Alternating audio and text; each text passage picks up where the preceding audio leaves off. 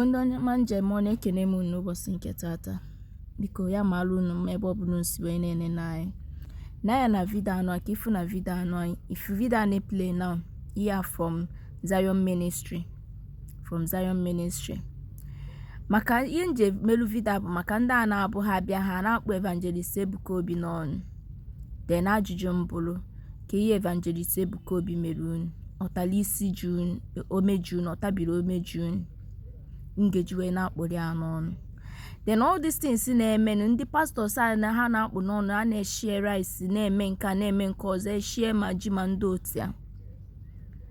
O wee kwe n'ime unu pụtalụ nsiku nje mee one or two thing, gosikwe n'ihu nji bụrụ dike unu emelia. Now look at this innocent man of God now. Just jide ya na-adị aka generator na-achị idugbe ya, but na Chukwu na ama nkwe. N'otu shiwe wee bute no rice ọ ga-eke ndị mmadụ. Imego ne dị ebe a kịta abịa sị gị akpụrụ tight n'ọnụ, a na-eri tight. Evergelist Ebuka Obi ọ na-offering money, ndị mmadụ ji na-eme nka, o ji na-cash out, o ji na-eme nka eme nke ọzọ, not knowing that ego nincha na-eyi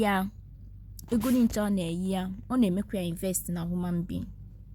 Go to hospital or maka ndị ọ na-train na school, ka ndị ọ na-pay their bills na hospital, ka ndị ọ na-enyere aka even in the midst of prophecy.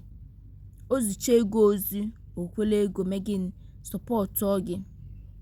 He never for once judge anybody. Ọbịa ime na drum mkpọgo kwachago okwu, ọbịa na ya that na iwela akọlụ wee ihe na-alụ oshifukwa from ego ahụ ndị mmadụ na-ada asha. Nke abụrụ na-ego oyiye, na-ego ndị mmadụ decide redash o wee bụ that na ikpechelu mmadụ ekpelu denu ọ bụ na ihe gawalụ ya ahụ nke ọma. The person wee megin wee sị ka ya je kene onye meelia ihe dota onye Chukwu nna si n'aka ya wee zi ya ekpelu. In a norm, he owe nobody any explanation. Iyo ji ya wee na-eme. He owe nobody any explanation iyo ji ya me. But ọbịa oshikwe n'ego ahụ na-efeed ndị agụụ na-agụ. Shi n'ego ahụ ndị chọrọ enyemaka na hospital ọ na-enyelu ha aka. Ọ maka ndị ọ na-train na school, the same ego ahụ ka o she train ha na school. So helpers are coming from left, right, or any angle. Mana some bloggers will be blind as in amam ekwense wee kpuchie hiru that na ha da afudi hamanji uche ha wee mee anything.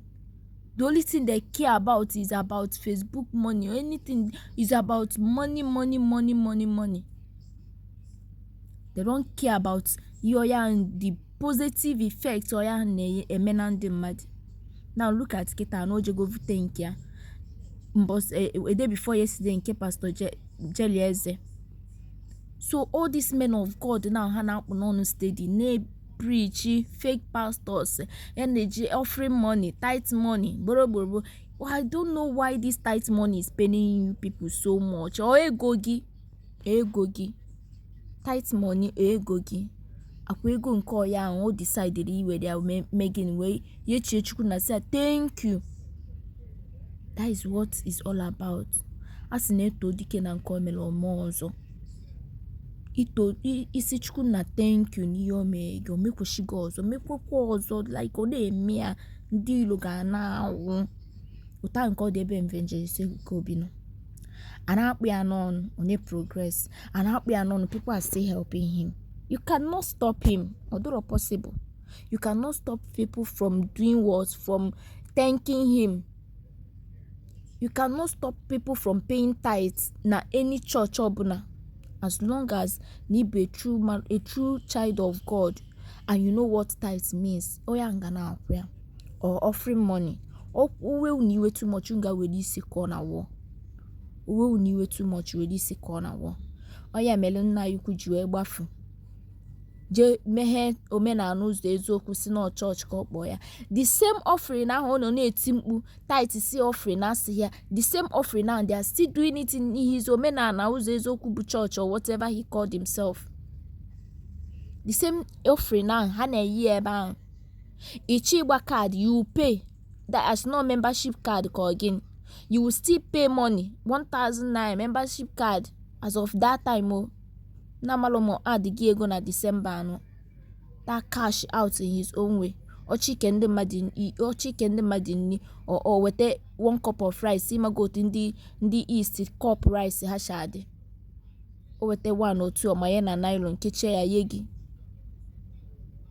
December kita elukwe now o wekwa ihe mere ndị omenala ndị na-support asị ndị a na-abụ ha bịa ha na-ebugheri Evangelist Ebuka Obi n'ọnụ wekwa ihe mere na-eche nnukwu post ebe butere 1,000 bags of rice or maybe 5,000 or 10,000 bags of rice na-eke ndị mmadụ o maybe na unu aga orphanage na-enye ha n'imago na-alụ ọrụ nkwesị ike ịlụ o webekwe ndị all these top bloggers a na-ebugheri those things ewebekwe nke ha mee ihe dị mma bụ ị na-agbagharị from club to another from one club to another oyi ego nke unu bụ for clubbing ego nke unu for ị na-ata ngwongwo I pity una because una amali unu na-ewetara owu n'ezigbo abụmọnụ ka unu na-ewetara owu una amali unu mere owu kpachapụrụ n'owu na ya hapụ na nwoke mmadụ ka ọ ghọọ mmiri tọgbọ iko hapụ na Evangelist Ebuka Obi ka ọ ghọọ mmiri tọgbọ iko na onwere ihe o mere unu hapụ na ya aka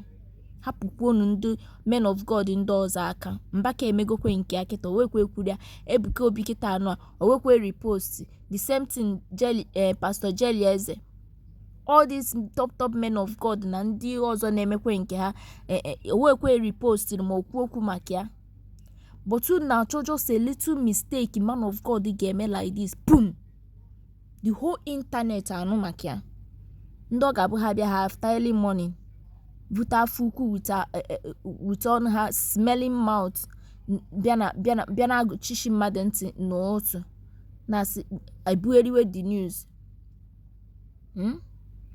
ma ndị gbachalụ Matthias mgba mechie nachite back sokwe Matthias ebugheriwe the news but now they cannot do this one chukwu na mekwelu na ebele na enviness juru na ya na jealousy chukwu na meru na ebele that is why una amalunata ka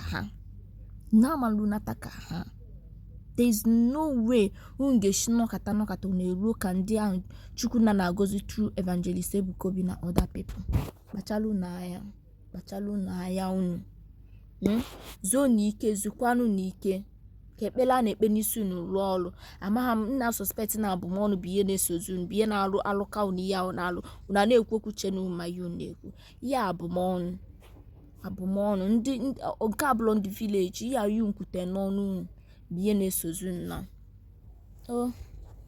biko ọgwụkwanụ m kọọla m n'ọnụ biko echefuna ike comment na this post comment like ya share this post and do what subscribe very important ngwa ya gazelu yes you watch if na I know for my latago men dey active akwai na afia akwai very prophet anyị na ya bi na afọ ihe prophet me na anyị our spiritual director chief Akurulo Evangelist Ebuka Obi oh you see them man akwai for 1,000 bag of rice 1,000 bag of rice can your prophet do it? Can your man of God do it at all? Can your pastor do it? For where? Of the Legodi rice. On a Legodi rice. Here 1,000 bag of that. 1,000 bags. Yes. What that goes good. I was spiritual director. Anna Mata of that. Man, I'm more money on there. They watch good day for a moment there. You know? I'm going to see the man. And I share every year. Confirm. Any year I form the leaders. Then I form leaders of all various groups. I need to go there at something group. Naked the rice. When I fire, for a while, I chana. Yeah, the man. When I fire, and I here 1,000 baht. One that is over now, go